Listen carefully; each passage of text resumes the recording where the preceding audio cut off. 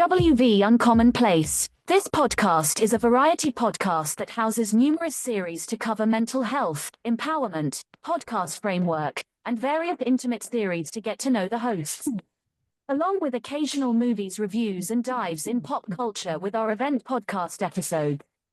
The Uncommonplace digs into bringing guests on that stories don't fit the mold and are very different. WV stands for the great state of West Virginia, and every quarter we cover something in West Virginia. Stacey and myself, JR, are your hosts, so please come along for this venture to our uncommon place.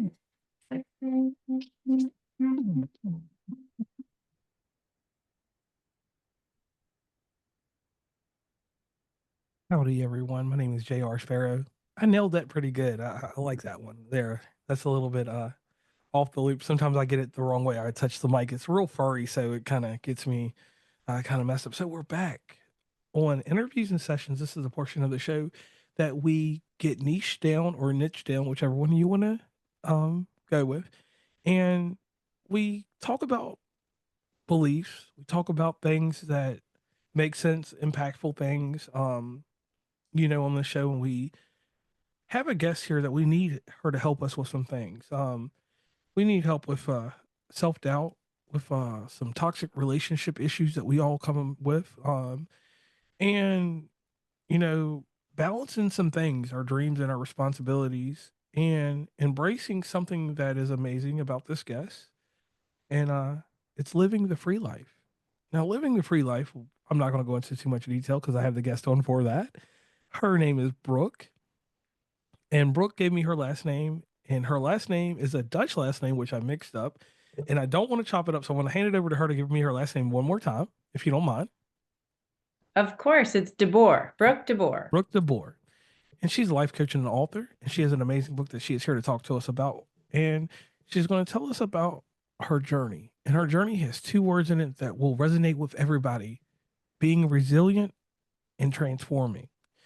And to do these type of things, everyone has a story in life and everyone has had this happen. You have to have that Phoenix rising issue happen. You have to have something that breaks you down, takes away a character that people think of or factors. You have to get those things taken away, and then you got to come back up. And when you come back up with two things: purpose and freedom. And she will take all this stuff, she will balance it out for us, and she will go deep with us. She'll help you on your personal and professional dreams. And she will do one other thing that a lot of us need. She will give us insight. And that insight is on healing from a trauma or for anything in life that gives you a negative connotation. That's the one thing I want to give there, because some people don't want to use the word trauma because it's triggering. So we'll say a negative connotation in life. So, Brooke, the nostalgic question that we ask on WV Uncommonplace is, who is Brooke? Oh gosh. Well, I'm so glad to be here with you today. Thanks for having me on. I am a mom and a wife. First, I'm a wife of a race car driver and a businessman. And I'm so fortunate to be his wife because I went through many difficult relationships before I found him. I have three beautiful daughters, and I'm a life coach and an author. I've written a children's book and this new book, Living the Free Life, that you're speaking of. And I'm so happy to share about it today because I spent a good portion of the early part of my life dealing with unhealthy relationships, bullying in my younger years, and then which turned into, because I did not have very good self-worth, into a few very toxic romantic relationships, which ultimately ended in me being a single mom. So, and this was all before I met my husband. Okay. So I grew up facing a lot of bullying, and it really affected my self-worth. It then led to relationships that were not healthy with men. And then I ultimately ended up being a single mom. And at the point that I had my daughter, I realized I needed to change something because I wanted to be a good mom to my daughter and I wanted to be a good example for her. And I didn't feel like the path I was going down was going to work for that. I knew that I wanted to be better for her. And ultimately, I learned how to be better for me. I figured that out down the road. So I've been on a long healing journey So, and I'm loving sharing it through the book, Living the Free Life. In 2020, I became a life coach. And when I became a life coach, I finally developed the confidence to share with other people my story, and not so much even just about me, but help other people overcome the things that I had worked so hard over the years to overcome. Okay, thank you there. Now, I know the question we're gonna go into, because I want to know what inspired you to write the book. But here's something I want you to do. Everybody has a personal story, and I definitely want them to go grab this book. Can you do a quick little shameless plug so they can know where to meet and greet you across the internet and where to grab this book? Absolutely. Thank you so much. So you can get the book on Amazon. It's called Living the Free Life, Overcoming the Trauma of Bullying and Abuse to Live the Life of Your Dreams. It's by me, Brooke DeBoer. So you can just search it in Amazon. It's also available at Barnes and Noble and some of your other resellers. So you can just search that title, Living the Free Life. Also, I have an audiobook coming out soon. And then I have a website, thebrookedeboer.com.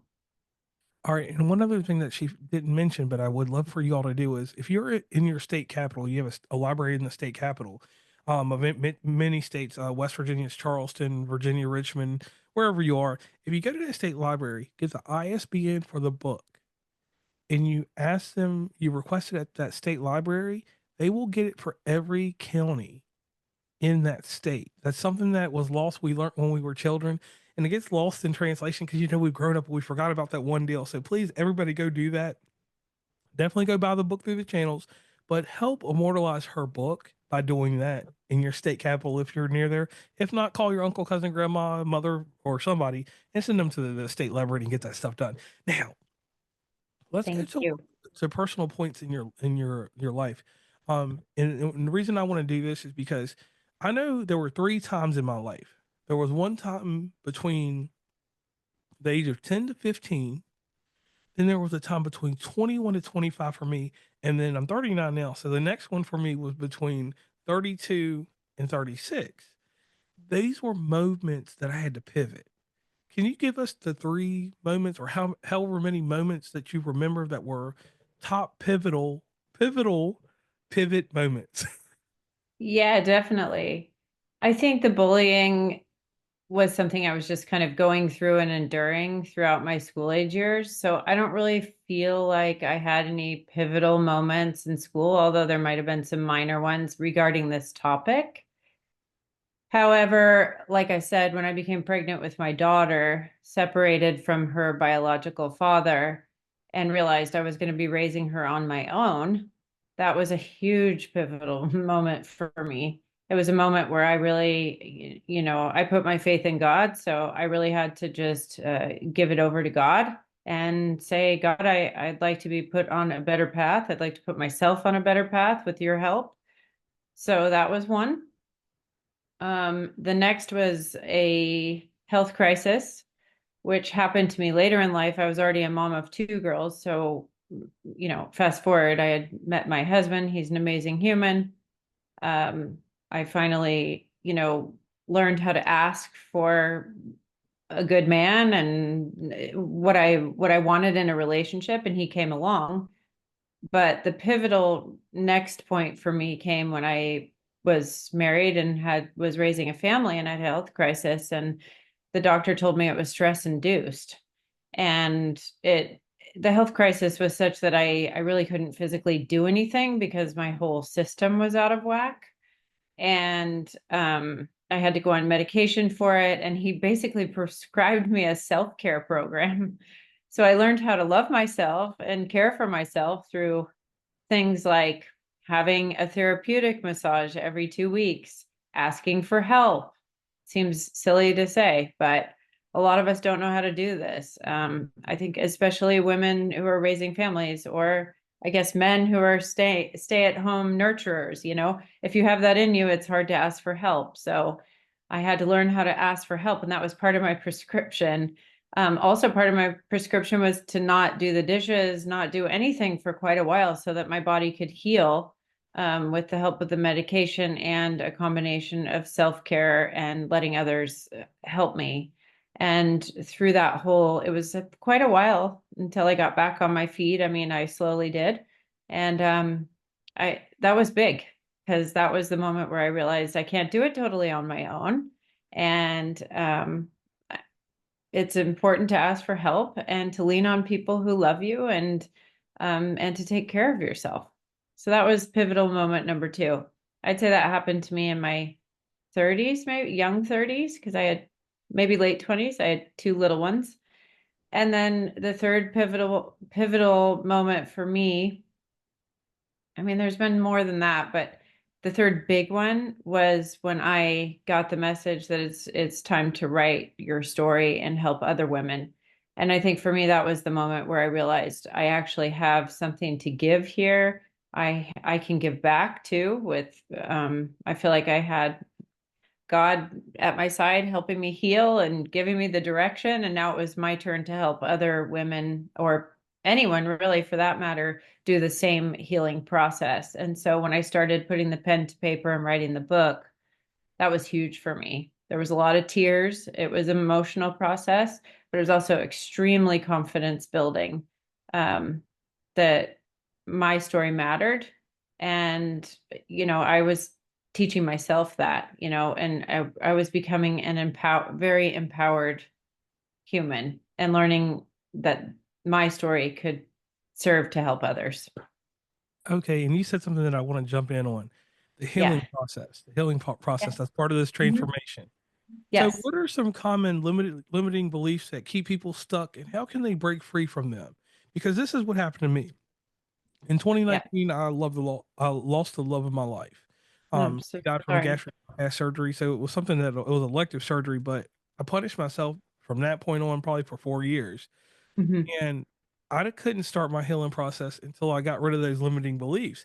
So Mm. I know that you can give the audience, and definitely make sure you check out this book, because I know in there it's got some gems in there, more than what I want you to give us right now. But give us just a few gems, maybe not diamonds, maybe a few rubies and stuff that can help people like get out of some of these limited beliefs and break free of them. Yeah. First, I just want to say I'm really sorry that happened to you. I don't believe these things are supposed to happen to us, but I do believe that we can become resilient going through them, just as you mentioned before. Um, for me, the limiting beliefs, oh, I'm so sorry. So sorry for the interruption. For me, the limiting beliefs have been, I'm not, I'm like the imposter syndrome, like you can't do that. That's not something that's for you. It's for all those other amazing, beautiful people out there that, are so eloquent on camera. They can talk, because for a long time I thought maybe I'd like to be like a newscaster, or I had a lot of dreams, that never really came true. And I just didn't really have enough belief in myself. So it could be anything from, I can't do that. You might, you will fail if you try this. Um, you're too anything, any thought that would be negatively holding you down from stepping out fearlessly and trying something, um, is a limiting belief. And it's really important to specifically identify those and then do the process, which I'm sure you went through, to where you're beginning to identify them, but then reverse those beliefs and begin to affirm, for instance, I'm not strong. I am powerful.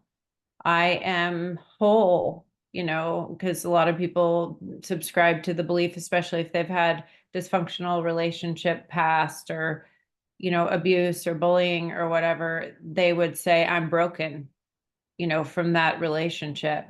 Rather, you can start turning that around and say, I am whole. I am complete. I am empowered. I am strong, and focus there and focus on your strengths, etc.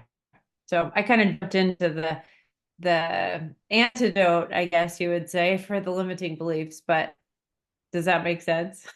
Yes, it does. Yes, it most definitely Okay. does. And I thank you for that. Now, you get into this book and you start writing it.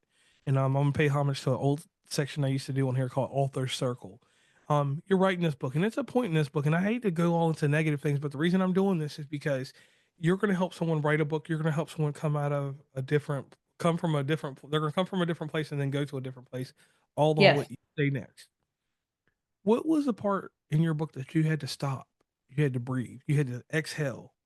What point inside your book was that? Oh, that's a good question. I think, when I first started writing my story and writing out what had happened to me, there were just a lot of tears because it was like, and maybe a little bit of shame, although I had sorted that for the most part before writing, it still made it really real. And actually it was just like, I finally allowed it was like writing it was like like an out of body experience. Like it became like me, like looking at younger me and having compassion for her. And that brought me to tears. Does that make sense? That does make sense. Yeah, it does. And so from that part, once again, you had that healing process that you had developed prior to this, and that you were still continuously working on, right? So how did it amplify your healing process at that moment? I think when you're able to have compassion for yourself is a very, very clear step in your healing process. Because once you can forgive yourself for anything that happened to you, you can love yourself. You can feel that compassion for yourself as if you would if you were speaking to a friend who was telling you a really sad story of something that happened to them, because we're so much harder on ourselves. And when we can start forgiving ourselves, forgiving others for the things that happened, it's really a very magical part of a healing process. And I think it's really the most important beginning step. Okay, okay, and I like that. Now, there was a news magazine growing up, came on Friday nights, and I would get done watching TGI Friday. I had Step by Step with Patrick Duffy and Suzanne Summers, uh, Mm-hmm. Boy Meets World, some show with somebody named Belky in it. Belky, and I forgot the other guy, but they were on there. Family Matters. So I had a good night going up until 10 o'clock. And I didn't realize at that age in 1989, 90, 91, that what I was watching would turn into what I want to do now. I watched this show called 2020. It had John Stossel on there. He was the comic relief. I remember Hulk Hogan or somebody punching him when I was a kid, and people. Mm-hmm. The act of violence wasn't funny, but it was just where he said wrestling was fake. They showed him it wasn't fake. Elizabeth, Right. Elizabeth Vargas came on there a little bit later, but her and Diane Sawyer were both poignant with their interviews. To me, they were the premier interviewers of that time, mainly Diane Sawyer, because she just knew what to do. But Mm-hmm. there was a lady that could get on there, and either her part of the show went flat and they cut her off at 11 o'clock, or her and the way that she makes people personable, it would stay on until 11:05.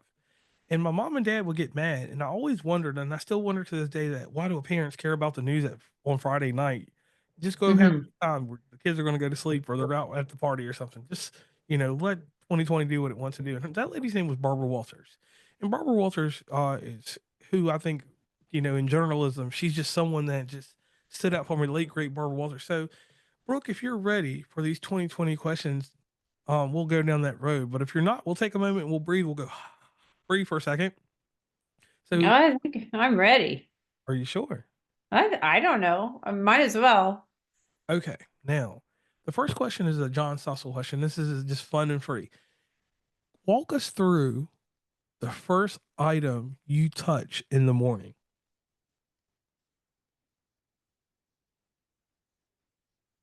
It would probably be my water bottle, Okay. because I don't keep my phone near my bed. So I hear the alarm go off in my bathroom. And then, I mean, other than my covers to turn, and I'm reaching for my water bottle to bring with me. So it's my water bottle. And I like that. So many times that we hear is TikTok and I know that's crazy. People or even scrolling their phone reading emails. It seems like, in our generation that we don't grab our device to go look at things. We need to get up. Me, it might be a cup of water, orange juice or something. It's some type Yeah. of liquid to start my day. Even sometimes, I'm in West Virginia. Sometimes I'll get a fresh glass of milk, literally a fresh glass, and Hmm. enjoy it. So I thank you for that. Now, here goes a funny twist. What is your beverage of choice in the morning? Be it coffee, milk, what is your go-to?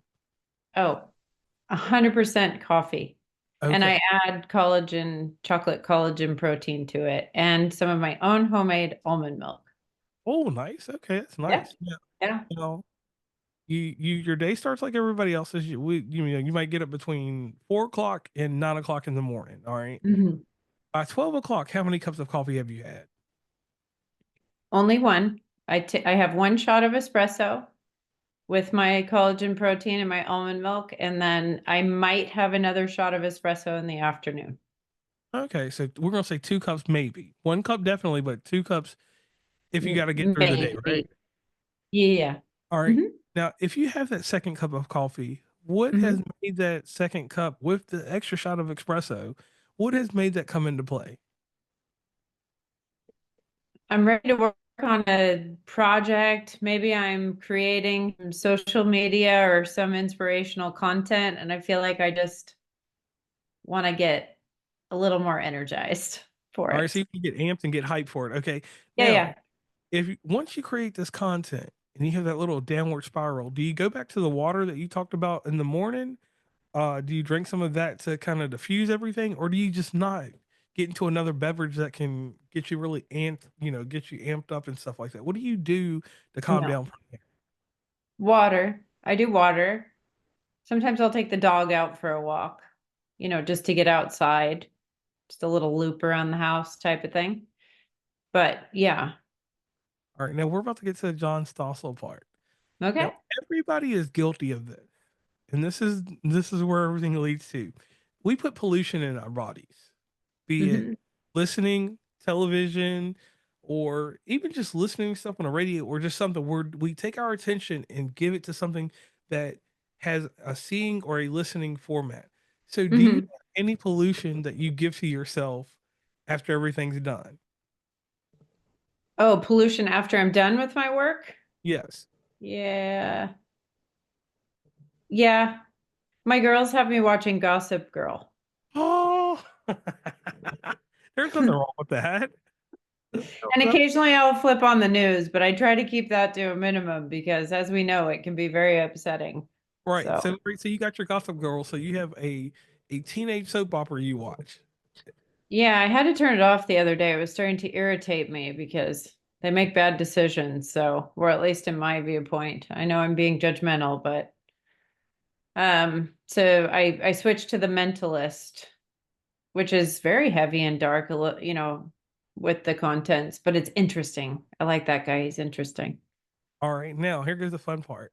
Yeah. If there's a part of your day that you could rewind, if you could hypothetically do that, what part of your day would you rewind? Would it be the pollution, or would it be the middle part of your morning?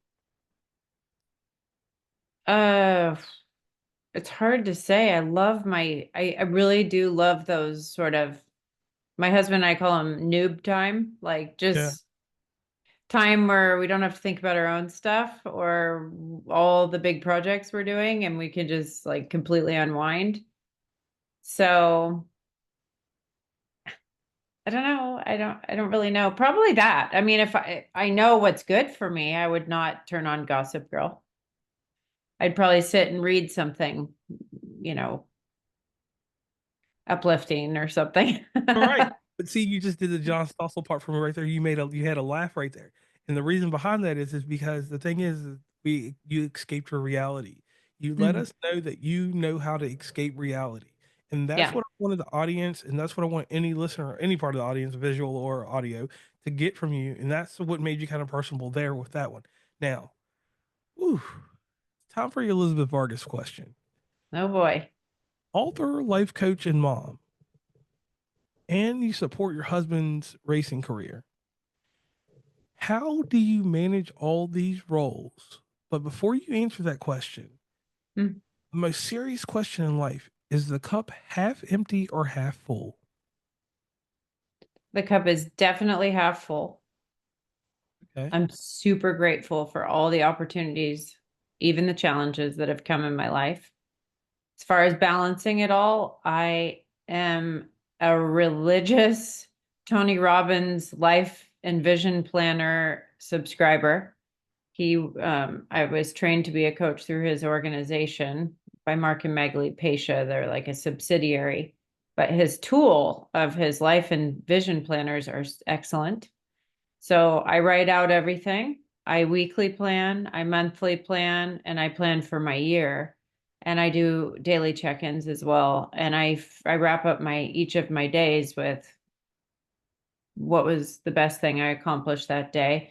And then at the end of the week, I write everything that I accomplished. And then I say what needs to carry over to the next week. So I think it would be near. And I also believe that God is my strength and my provides my direction. So that first, and then the planning and organizing, I think, is an excellent tool for managing and balancing a lot of different things.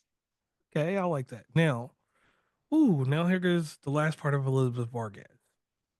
Pursuing your dream takes ambition, takes a certain type of risk factor. Mm-hmm.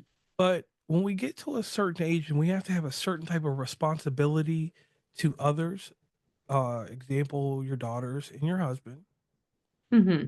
we get this word called dynamic. And we have to get the dynamics right to get where we want to go. So It's true. to do this for me, let's do some age progression. We're going to go from age 20 and let's go to your age now of 30. Okay. And give me how those dynamics had to change from 20 to 30. So I'm not 30, just so Oh, I you know. know. Yeah, I know. I am so flattered that you think I'm 30 and younger than you, but I'm not. So I actually turned 50 this year. Congratulations. My oldest daughter is getting married, and so do you want me to still do 20 to 30? You can do any age range you want. It's your Okay. show. And the question again is the Like, progression, like what I learned in that span of time, or well, what? how you balance your family dynamic, because the thing is at 20, Yeah. like when my son was young, I had to be more secure. I had to be like a safety blanket for all of us. As he got older, I didn't want to loosen the reins, but he'll be 18 next year, so I had to let that stuff go. He's a junior in high school, so like now Mhm. I've got to let him go drive a car. I've got to let him experience life to a certain degree. Yeah, I understand. Yeah, so the progression for me, in my parenting years has been quite distinct. And my oldest two daughters, because they're close in age, they're only 3 years apart. They would tell you there's a huge difference between my youngest, who's 6 years younger than 9 years younger than the oldest, and 6 years younger than the middle. And I definitely became a lot more relaxed as a parent. I still have my moments, of intensity with my youngest daughter. She'll tell you they're there, but it's so much more relaxed. And we are more conversational in the way that we work through things. Whereas I was more of a commander, sort of helicopter parent with my older daughter, because there was a lot of fear involved and feeling like a need to control everything, and her, because I was afraid I wouldn't want anything bad to happen. It was, I think, well intentioned, but I think as I grew, I learned that it's much better to be able to keep a dialogue with your kids and ask questions and be there for them, but not necessarily be the commanding officer, if you know what I'm saying. So I think learning to be more relaxed, learning to have conversation, to be a better listener. So if you're speaking just about parenting, but then that could be applied to really anything, because I think when you become more confident in something, you relax a little bit and you let yourself get into the flow, and you learn how to do things better. Okay, I like that. Now we're going to do one Diane Sawyer question because this one is a tough one. Okay. Now, if you got to, you can get a drink of water while I spit this stuff out because this one is going to be a hard one. And this one involves a word that a lot of us we like to dance around with this word, but we don't like to talk about our Okay. aspects of it. And we're going to get into your aspects. And that word is love.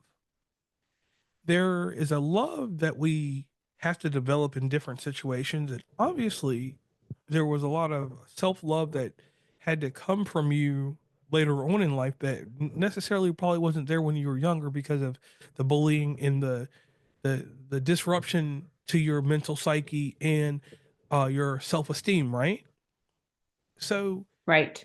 if you had to write an open letter to Mhm. love, we will say love as an entity. If you had to write an open letter to it, please walk us through some takeaways from that letter that you would write to love. Mm.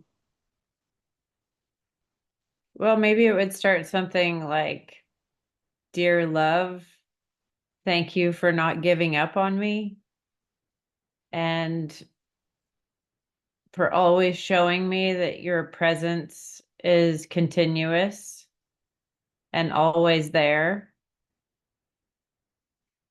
Thank you for showing me your presence through some of the most amazing people in my life.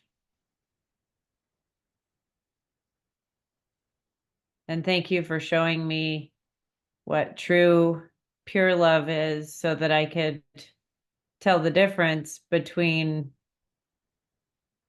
what wasn't love, what was unhealthy, counterfeit versions of you. I'm so grateful again that you never gave up on me and that you show yourself daily now in my life. And yeah, I think that would be good.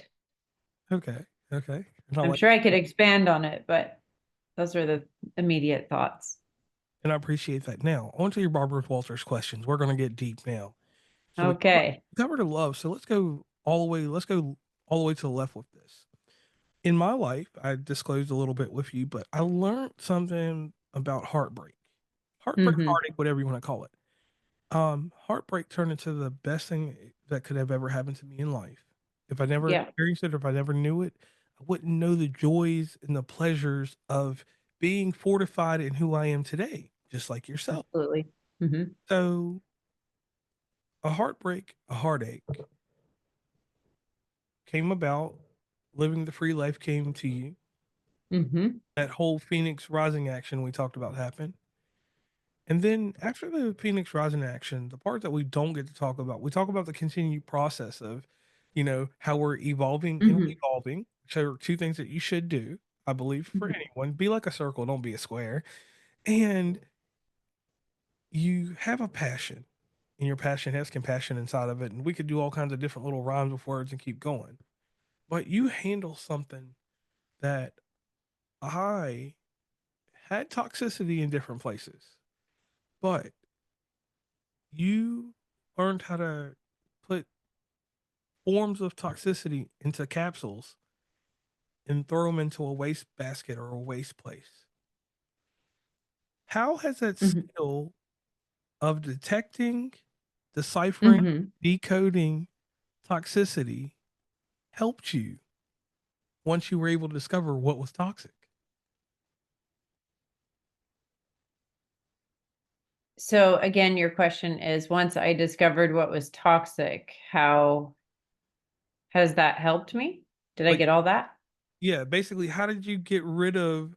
You got rid of the toxicity. You basically made a science around it. Mm-hmm. With that science, how do you like I don't want to go past, present, and future, but how is it in this current day that you handle toxicity?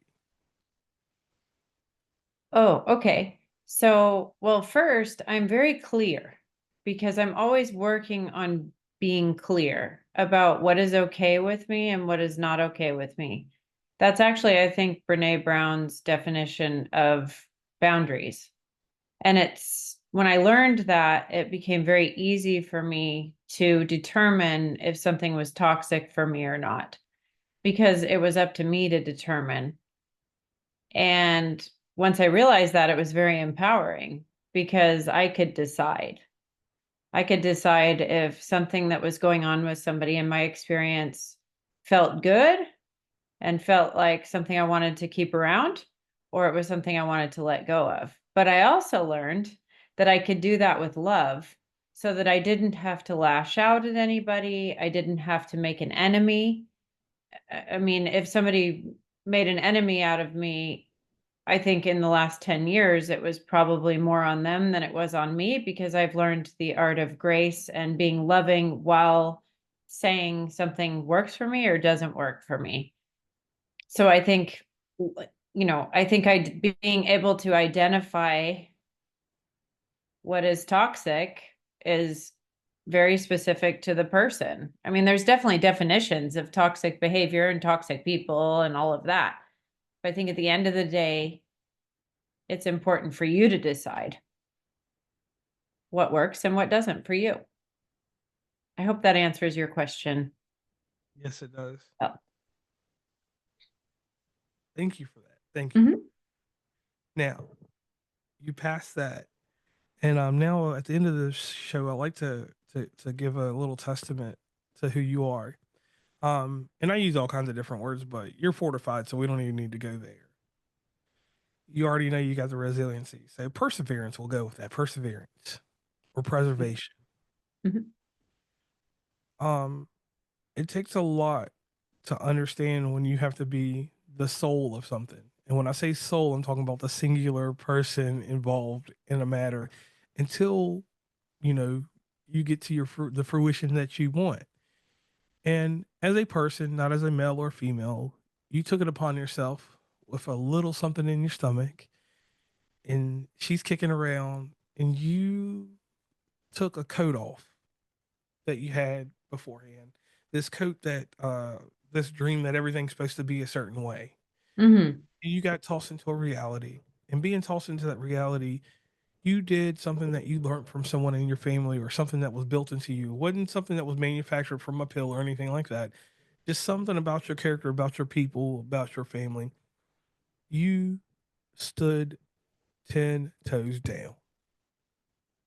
And in doing that, you had to take all of the positive and negative, the highs and lows, but you did it. Mm-hmm.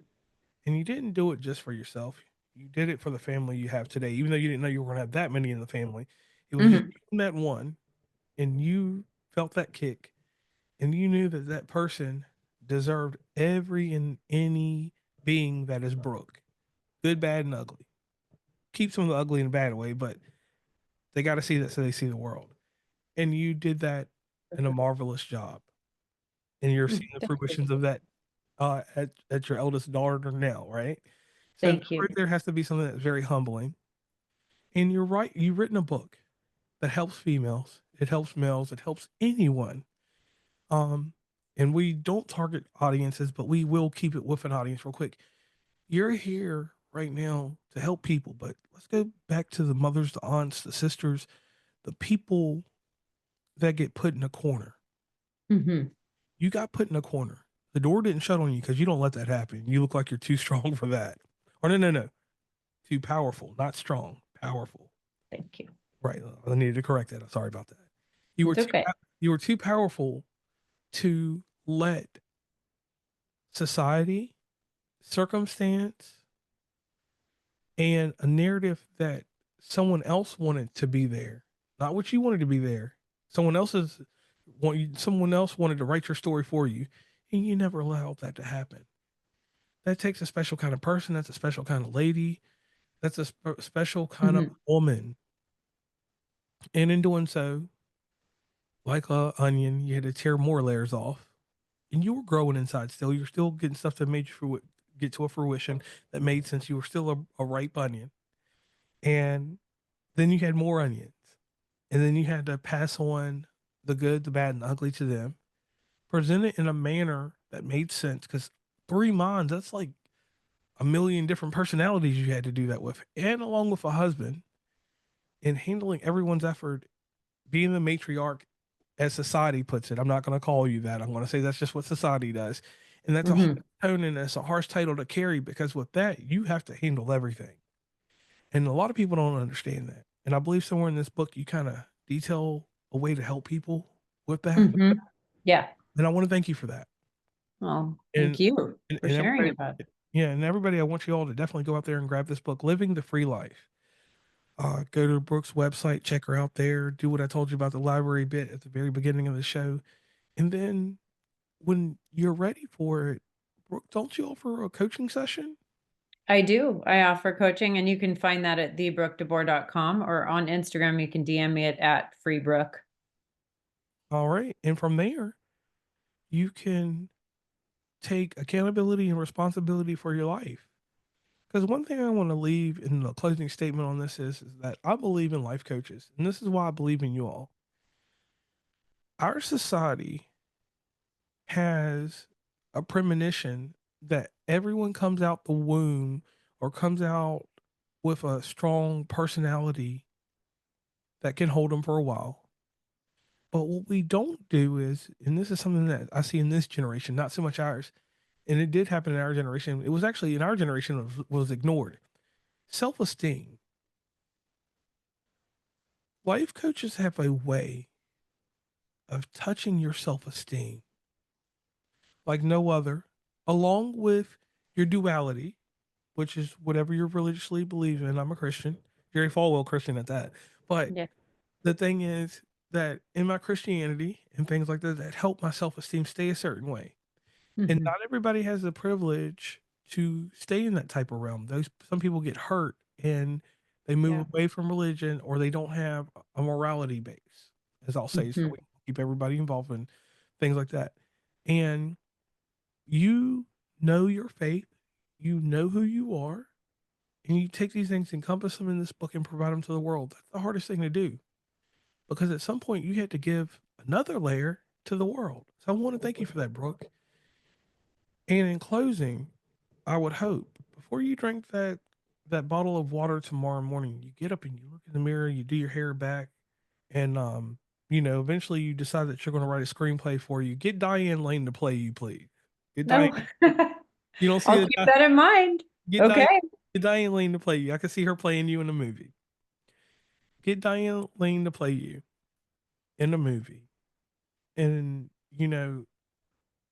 I honestly think that you should turn your life into a screenplay. It's very interesting you should say that. I have film in my background too, and it was always a dream to write one. So It's a dream. it was a dream for me at one point to write a screenplay. It's been kind of off my, not in my focus recently, but it's interesting you should say that. Right, but you said was, shouldn't it is? It's still Okay, it is. It is. it's a dream. Okay. We're moving it back up to All the right. top. We'll put it up there. It can be in the top 100. It'll be Yeah, there something you go. top 100. So please do that. And I definitely like to see that coming to fruition for you there. I've been using fruition way too much in this episode. And thank you for what you do for the world. Because Thank you. there's four ladies in the world, you and the daughters. And your husband, he's the male over on that side. So I do give him a bit of a handshake for being able to take all the personalities and for you to be able to handle all his personalities. So it's an even trade off for all of you all. But to raise three women in this type of society, in this day and age, it really takes a lot. So thank you for that. And please, before we end this episode, can you give us your life's mission statement? Wow, you're really going deep now. I'm here to help others be happy and feel empowered so that they can be happy. That's it. Okay. I'm JR and she's Brooke, and let's let the British lady take us out on that outro. Please follow WV Uncommonplace on Instagram, Tumblr, Twitter, TikTok, where we have some great content, Facebook, LinkedIn. Hit up the merch store at oncommonplace.square.site. Join the email list from the website, and rate, subscribe, and give feedback from your favorite podcatcher. And lastly, thanks for listening, and tune into the next episode.